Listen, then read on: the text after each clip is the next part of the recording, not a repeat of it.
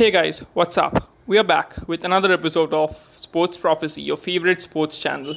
And this time we'll be covering WWE World Wrestling Entertainment. As you all know, guys, the Clash of Champions is around the corner, and we decided to make a video on this analyzing the event. And yeah, we got a huge response on the first video of WWE pay per view that we did, WWE Payback, and thanks for the response, guys. So it inspired us to create this second video, and hope you like it, guys. And if you do not know about what is going on in the WWE world, you are in the right place, because in the next 5 minutes we're going to cover the matchups, the possible winners, the feuds, and how WWE story would go on from here. So yes, let's get started.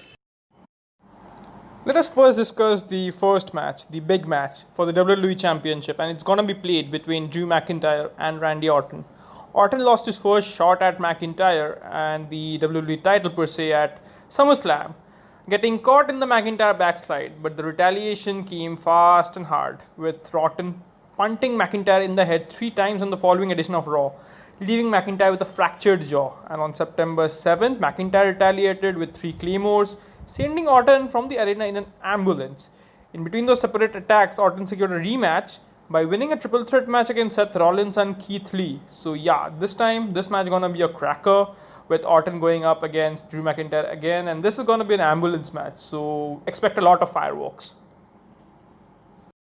We predict Randy Orton to come out on top in this match against Drew McIntyre, because McIntyre doesn't have had much of an experience of an ambulance match before, and also he has become complacent lately, so I don't think he can go up against Randy Orton in a ambulance match and come out with a win, especially in the second time, because remember, Orton lost once, so I don't think he's going to screw it up again. So Orton is going to come win this match. Quickly moving on to the next match, and it's for the WWE Universal Championship, and it's going to be fought between Roman Reigns and Jey Uso. Well, it has finally happened after years of fans waiting to see Roman Reigns' dark side. He has finally embraced it all. And he also has got Brock Lesnar's manager Paul Heyman in the corner. So it's a shame that it didn't happen in front of a live crowd.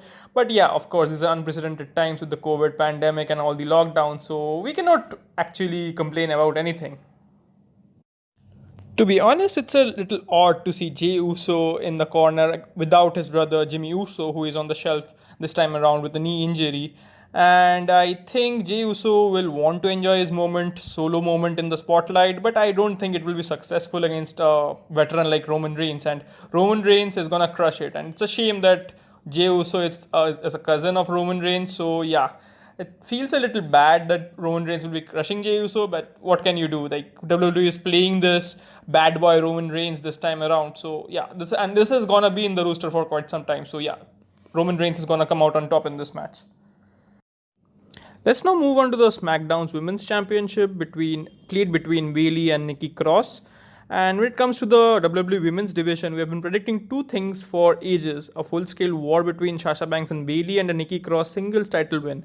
The first part of that is coming to pass, with the duo losing their tag belts and Sasha Banks blaming Bayley for the loss of a Raw Women's title.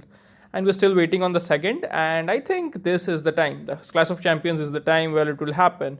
Because yeah, Bayley has to deal with a fearsome Nikki Cross, and at the same time, she has to be aware of Sasha Banks lurking in the wings and trying to affect the outcome of the match. So I think that will exactly what will happen. Like, Sasha Banks will affect the outcome of the match, and Nikki Cross will come out as the champion in this match.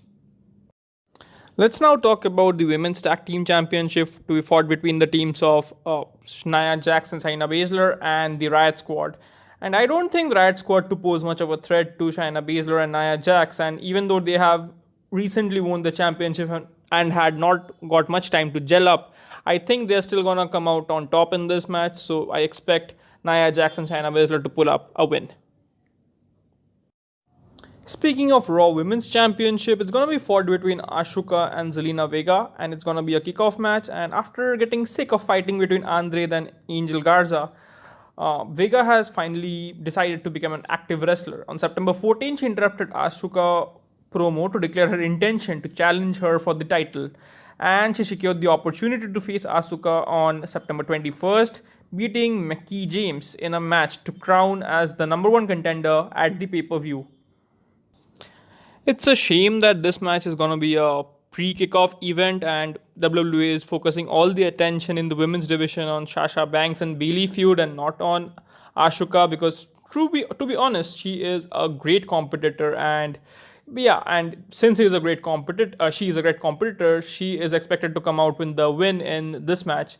And it's incredible if Zelina Vega comes out with a win. It's just not possible. So yeah, Asuka would come up with the win in this match. Next, we discuss on the Intercontinental Championship, and it's gonna be a triple threat ladder match. Wow, what a match between Jeff Hardy, AJ Styles, and Sami Zayn. And well, Jeff Hardy is there, and it's a ladder match, so you can expect some fireworks from Jeff Hardy.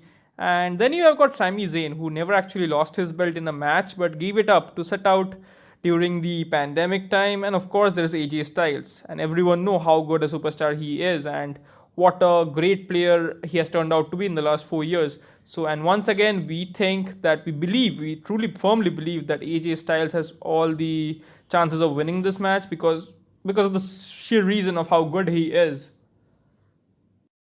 Let's now talk about the SmackDown Tag Team Championship, and it's going to be played between the team of Cesaro and Shinsuke Nakamura versus the team of Lucha House Party. Well, this one got set up in the traditional way. Lucha House Party beat the champs in the non-title match a couple of weeks back and have been rightly rewarded a title match on this pay-per-view. And four wrestlers who are as good as anyone in the ring, and with some title on the line, it promises to be a great match.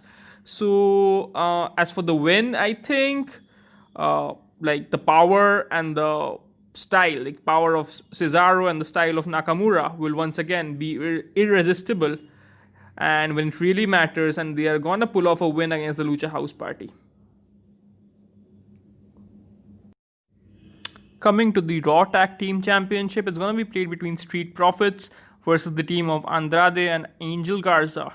Like this SmackDown matchup, few could argue the quality on offer here, but this matchup feels like a little more stable in comparison. The Streets Profits have had a comfortable 200 plus day reign as tag team champions.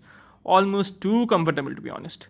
They have had some serious competition but have never quite looked like losing their titles, and there may be just a small amount of complacency creeping in. And for their part, Andrade and Angel Garza's relationship started off a little less well gelled than their opponents, but over time they have become more and more formidable opponents. And even with Zelina Vega now going solo. So Angel Garza will want to build on his solo NXT Cruiserweight Championship, and Andrade his NXT Championship, the US Championship reign. And we think that this match is gonna go to Andrade and Angel Garza because of the quality that the team possess. Coming to the last match of the pay-per-view, it's gonna be the United States Championship fought between Bobby Lashley and Apollo Crews. And the matchup also seems a little bit stale, with these two have gone round a few times in the last few months. But that doesn't mean that it will not be an entertaining match, but don't expect to be a classic that people will remember for years to come. And Bobby Lashley hasn't have that kind of athleticism that when he began working with WWE 15 years ago, but with all the experience he has, I think he is going to pull out a win against Apollo Crews. So that brings to an end to the analysis of WWE Clash of Champions. Hope you like this video, and if you like it, do share it, comment on it, and also subscribe to our channel for more updates on WWE, cricket, football, and all other interesting happenings from the world of sport. Thank you.